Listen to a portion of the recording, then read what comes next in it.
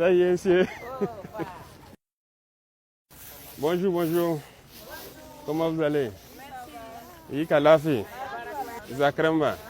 Tum kiware. Yam yi ka lafi. Fa ke mame. Ah, d'accord. Quand on va maintenant pousser am yibe. Ni tumto.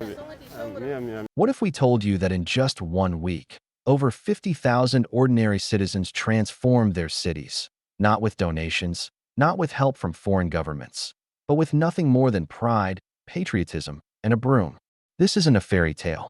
This is the new Burkina Faso, and at the heart of it is a people who have decided, no one will clean our home better than us.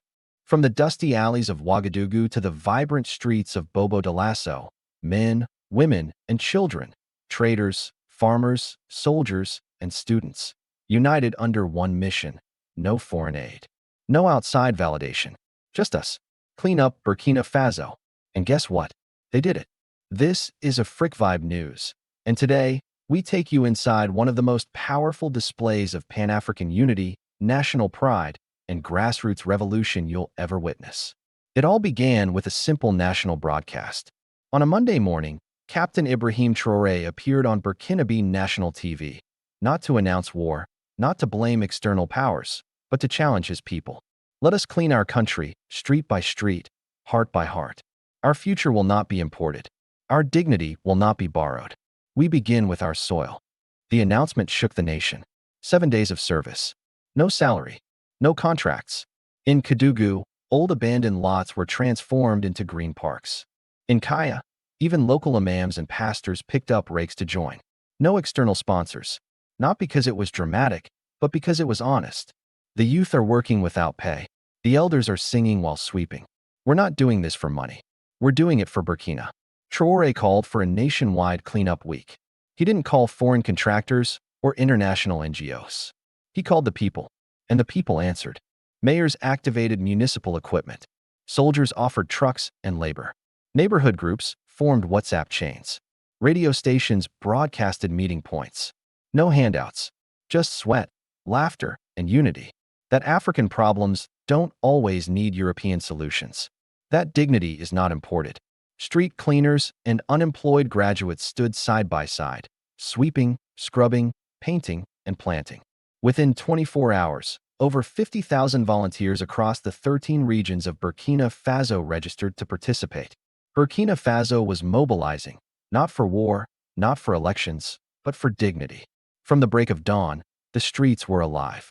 Elders brought their traditional wisdom. Youths brought their energy. Market women came with their babies strapped to their backs and buckets in hand. In Ouagadougou, the central market was cleaned in less than a day. Walls were repainted. Drainage systems were cleared. People weren't waiting for someone else to lead. They were the leaders. "I've never seen this in my life," said 63-year-old Yakuba, a retired civil servant. The revolution wasn't just in the politics. It was in the mindset. People cleaned not because they were ordered to, but because they saw the future, and it was clean, united, and proudly African. For decades, Burkina Faso, like many African nations, relied heavily on external aid for sanitation, infrastructure, and basic services. NGOs would show up with branded trucks and press conferences. Donors would attach conditions. Progress was measured by foreign KPIs. But this time, there were no logos. This campaign struck at the heart of a bigger question. Can Africa build itself without permission?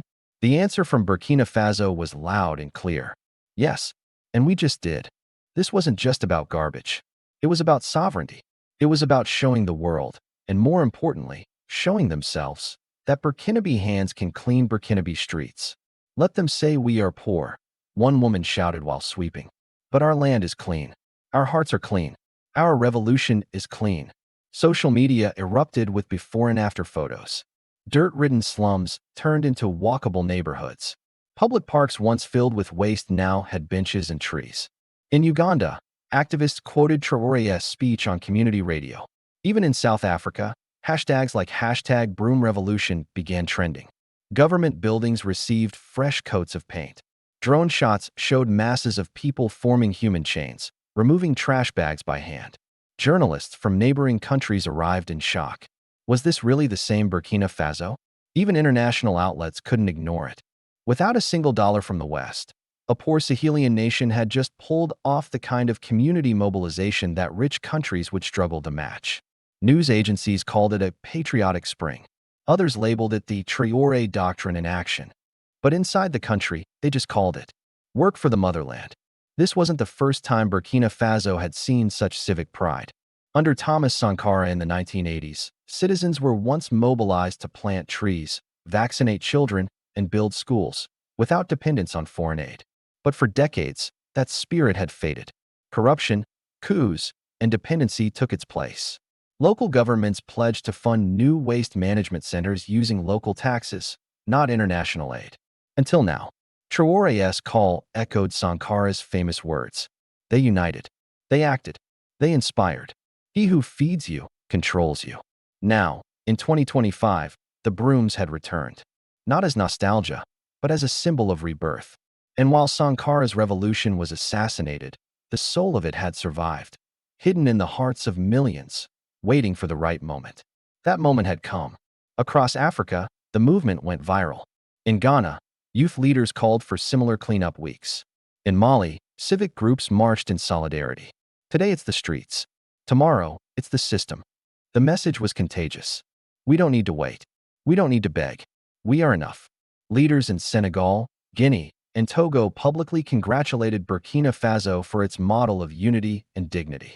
Pan-African organizations pledged to adopt similar initiatives. Burkina Faso, once labeled one of the poorest nations on earth, was now setting the standard for collective action. Not through force, not through money, but through example. After 1 week, the cleanup campaign officially ended. But something had changed. People no longer saw their streets the same way. Trash wasn't just garbage, it was dishonor. Walls weren't just concrete, they were national pride. Communities began proposing monthly cleanup days.